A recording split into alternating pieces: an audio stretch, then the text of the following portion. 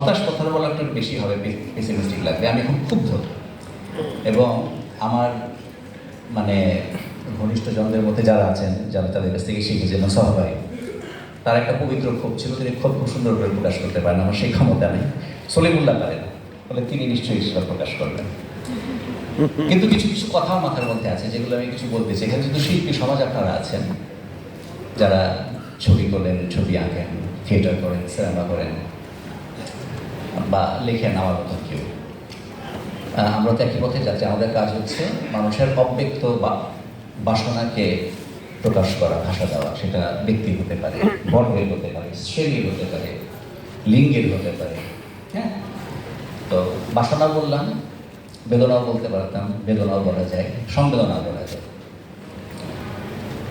এই জন্য কারণ আজ থেকে জুলাই গণঅভ্যুত্থানে আসার আগে আমি একটু বলি, 2022 সালের 22শে জুন আমি একটা লেখা লিখেছিলাম আমার পত্রিকায়, প্রথম আলোতে। লেখার শিরোনাম ছিল সংস্কৃতি চর্চা কি ক্ষমতার কেরানিগিরি। আমরা দেখেছি যে কথাটা, যে আমরা যেটা ফিরোজ ইসলা বলার চেষ্টা করলেন, জুলাই গণঅভ্যুত্থানের সময় আমরা তো একটা সরকারের বিরুদ্ধে লড়াই করেছি, তাই না? একটা সরকারের পতন চেয়েছি, আওয়ামী লীগের, শেখ হাসিনা সরকার যেই জুলুমের, যেই মাত্রায় জুলুম তিনি এই সমস্ত জাতির উপর চাপিয়ে দিয়েছিল, সমস্ত মানুষের উপরে, সেখানে মানুষের দেয়ালে পিঠ থেকে গিয়েছিল। ফলে ওটা বিরোধী আন্দোলন হাসিনার পতন আন্দোলন রূপান্তরিত হওয়ার জন্য বেশি সময় লাগে, অতি দ্রুত হয়ে গেছে। কারণ তার মধ্যে আমরা সেই সরকারের চরম নিষ্পেষণের রূপ দেখেছি, যে যেই সরকার পুরো রাষ্ট্রযন্ত্রকে তার নাগরিকের বিরুদ্ধে ব্যবহার করতে পারে, এরকম একটা চিত্র আমরা দেখেছি। এবং দেখবেন আপনারা যে আমরা ওই সময়টায় যখন লড়াই চলছে মাঠের মধ্যে, যেহেতু শিল্পী সমাজের আছেন, আমি অনেক কথা বলেছেন, মিত্র অনেক গুরুত্বপূর্ণ কথা বলেছেন, প্রত্যেকে, রাজীব তো অবশ্যই বলেছে, প্রত্যেকে বলেছেন। আমি একটা জায়গায় একটু আপনাদের এলোমেলো কথা, কৃষ্ণেন্দু আছেন, সময়টা আমি যেহেতু বক্তৃতা করতে পারি না, সময় পার হয়ে গেলে আমাকে বলবেন। সেটা হচ্ছে যে আমাদের যে সংস্কৃতিজীবী যারা আছেন, ছিলেন সেই সময়টা, বা বুদ্ধিজীবী যারা ছিলেন, আপনারা দেখবেন যে তারা, যারা আমাদের চিহ্নিত, যারা আমাদের চারপাশে আছেন, যাদেরকে আমরা সালাম দিয়েছি, শ্রদ্ধা করেছি, তারা কি চরমভাবে ব্যর্থ হলেন পুরো আন্দোলনটার মধ্যে। আমরা দেখব একটা পুরো প্রজন্মের বুদ্ধিজীবী এবং সংস্কৃতিজীবীরা ব্যর্থ হয়ে গেলেন এবং নাই হয়ে গেলেন। প্রথম আলোর বুদ্ধিজীবী। এবং আমরা মনে করে আবার সহবায়ের কথা বলি, তার যে একটা বই বাংলাদেশ স্বাধীন হওয়ার পর তিনি লিখেছিলেন, মানে কিছুদিন পরেই, কয়েক বছরের মধ্যে, বুদ্ধিবৃত্তি নতুন বিদ্যা। সেখানে তিনি বলেছিলেন এরকম একটা কথা, যে বাংলাদেশের বুদ্ধিজীবীদের কথা শুনলে বাংলাদেশ স্বাধীন হতো না, এবং তাদের কথা যদি আমরা এখন শুনি তাহলে এই দেশের স্বাধীনতা বিরাট বিপদের মধ্যে পড়বে। আমরা লক্ষ্য করব যে 71 সালের পর থেকে বাংলাদেশ স্বাধীন হয়েছে, এবং কীভাবে প্রত্যেকটা ইতিহাসের প্রত্যেকটা মোড়ে মোড়ে আমাদের বুদ্ধিজীবীরা কীভাবে ব্যাপকভাবে ব্যর্থ হয়েছেন, এবং তার চূড়ান্ত ফলটা আমরা দেখেছি এই আপনার 24শে জুলাই গণঅভ্যুত্থানের মধ্যে। কেন? যেটা হয় সাধারণভাবে, যে আমরা এটা নিয়ে আলোচনা করেছি, উপসর্গগুলো নিয়ে খুব আলোচনা করেছি।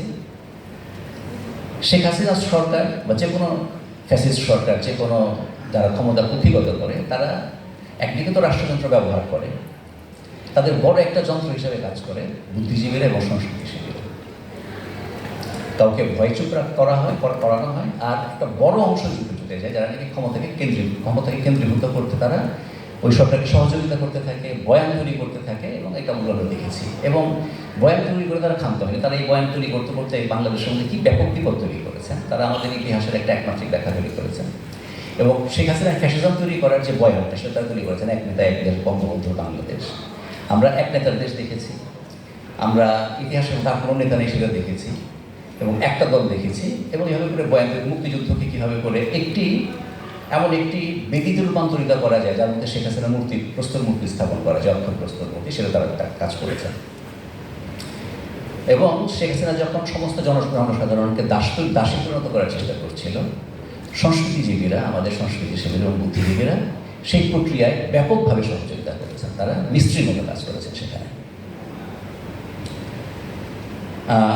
যে কথাটা বলতে যাচ্ছি সেটা হচ্ছে এই যে তারপরে তো আমরা দেখলাম যে এই জন্য আমি শিল্পী সমাজের প্রতি খুবই কৃতজ্ঞতা বোধ করি যে একটা তরুণ সমাজ আমরা দেখেছি এই সময়টার মধ্যে আবার একটা আমাদের এই যে গত 50 বা আরও বেশি করে বলি ঘনীভূত হয়েছে তারপরের 15 বছরে, আরও বেশি যদি ঘনীভূত বলি তারপরের 11 বছরে 2000 সম্ভবত কত লাস্ট ইলেকশনটার আগের ইলেকশন 24 আগে হলো সম্ভবত 18 না, হ্যাঁ 18 পরে আরও বেশি।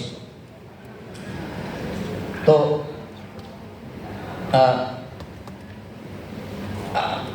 নতুন একটা সাংস্কৃতিক ভাষা জন্ম নিয়েছে, নতুন একটা সাংস্কৃতিক সংবেদনশীলতা জন্ম নিয়েছে। আপনাদের যারা নাকি এখানে আছেন কেন বলছি, আমি একটু আমাদের একটু পেছনের ইতিহাসের দিকে যেতে বলবো। তার আগে আরেকটু জিনিস বলি, গত 1 বছরে যে জিনিসটা হয়েছে দেখেন, এরপরে আপনি দেখবেন যে বলবেন যে নানা রকমের ভাগ। আমরা যখন আন্দোলন হয়েছে তখন আমরা দেখেছি মাদ্রাসা পড়ুয়ার সঙ্গে কীভাবে করে একটা ইংলিশ মিডিয়াম মাধ্যমে ইংরেজি মাধ্যমে পড়া ছেলে এক হয়েছে, একটা টপস করা মেয়ের পাশে কীভাবে হিজাব পরা মেয়ে এসছে, কেন এসেছিল। ধরুন ওই মাদ্রাসা পড়ুয়ার যে মা, যিনি হয়তো একটা বুয়ার বা ছোটো বুয়ার কাজ করেন কোনো বাড়িতে, তার যে বেদনা, আর ফিরোজ যেই ভদ্রমহিলার কথা বললেন গার্মেন্টস শ্রমে, যাকে ছেলেকে গ্রামের বাড়িতে রেখে পড়াতে হচ্ছে, সেই মায়ের বেদনা তো একই বেদনা। কিন্তু আমরা মাদ্রাসা পুরো ছেলেটাকে আলাদা করে রাখি আর ওই ছেলেটাকে আলাদা করে রাখি, কিন্তু জুলাই গণঅভ্যুত্থানের সময় তো আমরা সেই বেদনাকে একাকার দেখতে দেখেছি। তো এই বেদনার বাইরে এই যে বেদনার ভেতরকার যে চেহারা, সেই চেহারা আমরা তুলে ধরতে যদি পারি তাহলে আমরা ওই ঐক্য তৈরি করতে পারি, যে ঐক্যে মাদ্রাসা পুরো ছেলেটার সঙ্গে ওই আরেকজন ব্যক্তি একাকার হতে পারে। এখানে আমাদের শিল্পী সমাজের বুদ্ধিজীবী সমাজের কাজ আছে, যাই হোক সেটা আছে, আমরা দেখেছি। এখন দেখুন ঘটনাটা, আমরা এখন এই যে হচ্ছে আমাদের বর্গে বর্গে ভাগ হয়ে যাচ্ছে, মাদ্রাসা ওরা দিকে চলে যাচ্ছে, ওরা দিকে চলে যাচ্ছে। একজন আমরা দেখতে পাচ্ছি যে এই যে জুলাই গণঅভ্যুত্থানের মালিকানা প্রতিষ্ঠা করার যে চেষ্টা বিভিন্ন গোষ্ঠীর, এবং এর মধ্যে দিয়ে যে বিভাজনটা হচ্ছে তার নক্কারজনক আমরা দেখতে পাচ্ছি এখন। এবং আপনারা খেয়াল করবেন, যেটা কদিন আগে একটা রাউন্ড টেবিল করেছিলাম, সেখানে মাহমির একটা কথা বলেছিলেন, খুব আমার মনে লেগেছে, যে মুক্তিযুদ্ধের ইন্ডাস্ট্রি যেমন তৈরি হয়েছিল, শেখ হাসিনা করেছিলেন, জুলাই গণঅভ্যুত্থানও আর একটা ইন্ডাস্ট্রি হয়ে উঠছে কিনা, এবং সেই ইন্ডাস্ট্রিতে কে কতটুকু পুঁজি খাটাবেন এবং তার মুনাফা পাবেন তার একটা প্রক্রিয়া আমরা দেখতে পাচ্ছি গত 1 বছরে শুরু হয়েছে। তো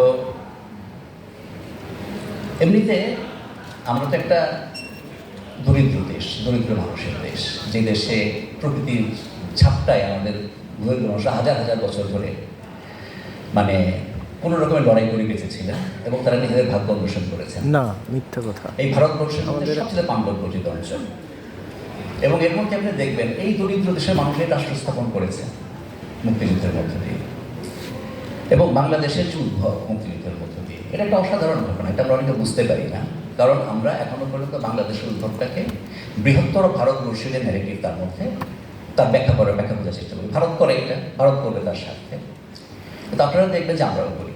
এখন আমরা যখন দেখছি, এবং শেখ হাসিনাকে এটা একটা যেগুলো আমি ইন্ডাস্ট্রি করেছিলাম তার জন্য, এখন যখন শেখ হাসিনার পতন হয়েছে, আমি একটা বিপজ্জনক প্রবণতা দেখতে পাই যে জুলাই গণঅভ্যুত্থানের যে একটা জায়গা থেকে একটা ন্যারেটিভ তৈরি করা হচ্ছে, যেখানে এটাকে মুক্তিযুদ্ধের মুখোমুখি দাঁড় করার একটা চেষ্টা হচ্ছে ভয়ঙ্করভাবে।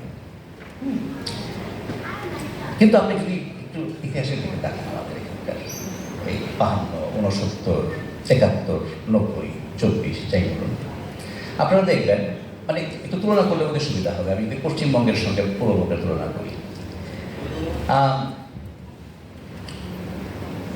আপনারা দেখবেন যে 19 শতকে পশ্চিমবঙ্গে যখন নাকি আধুনিকতার কোটানকোট উপনিবেশের ঔরসে আধুনিকতা জন্ম হয়েছে, তখন কতগুলো লোক এসছেন, বড় বড় মানুষ আমরা বলবো, বঙ্কিম, বিদ্যাসাগর, তাদের নাম তো আমরা সবাই জানি, রামমোহন রায় অনেকে এসছেন, ভূদেব অনেকে এসছেন। তো আপনারা দেখবেন প্রত্যেকে কোনো কোনো চিন্তার এজেন্সি হিসেবে এসছেন, এবং সেটা একটা গণ্ডির মধ্যেই ছিল।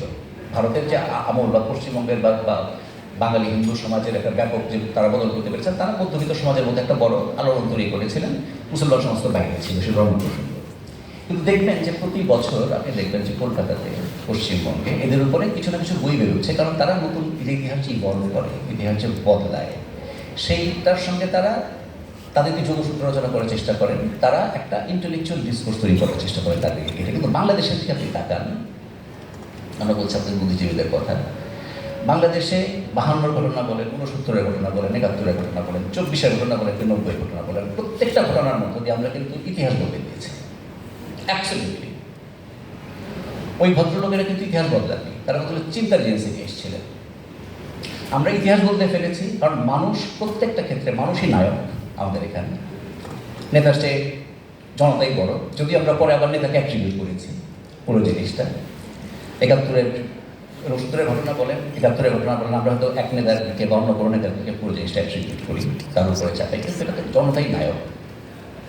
আমরা ইতিহাসের কোর্স বলতে পেরেছি, কিন্তু ইতিহাসের ভিতরে কোন মর্ম কাজ করেছে সেটাকে আমরা ধরে রাখতে পারিনি।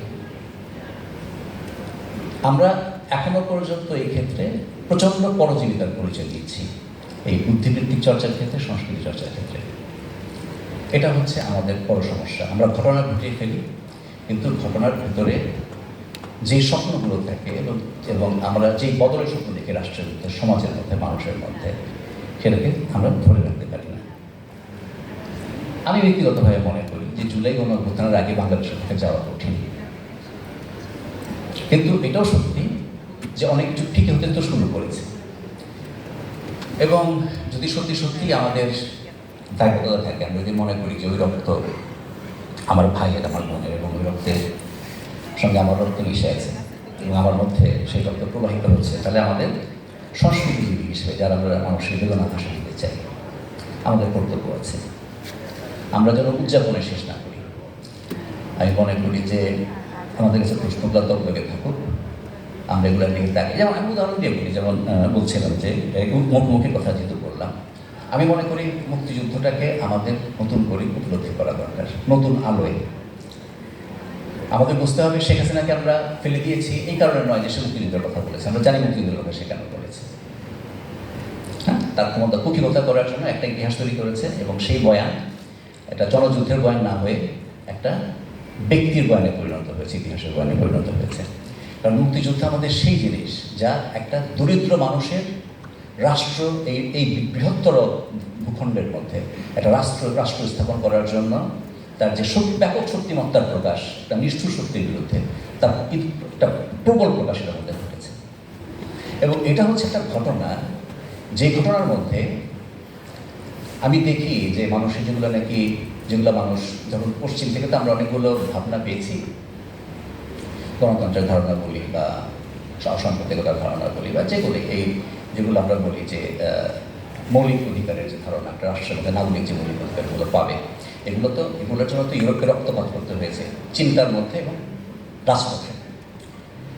তো আমরা কিন্তু এগুলো সব উত্তরাধিকার হিসেবে পেয়েছে সভ্যতার, আমরা কিন্তু উত্তরাধিকার হিসেবে পাইনি। আমাদের এটার জন্য 71 রক্ত দিতে হয়েছে। ফলে আমাদের সামনে লড়াই করার জায়গা কিন্তু 71 আর 24 কেন জরুরি?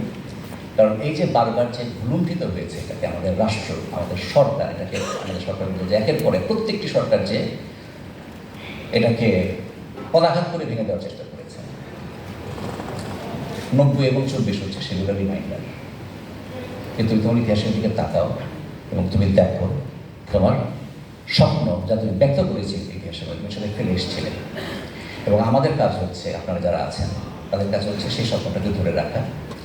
সংস্কৃতি চর্চা তখনই অর্থবহ যখন সেটা ক্ষমতার বিপরীতে যায়, জনতার সঙ্গে থাকে, ক্ষমতার সঙ্গে না। এটা যেন আমরা মনে রাখি, এবং আমরা যেন জুলের চেতনা ইন্ডাস্ট্রির মধ্যে আত্মসমর্পণ না করি। ধন্যবাদ।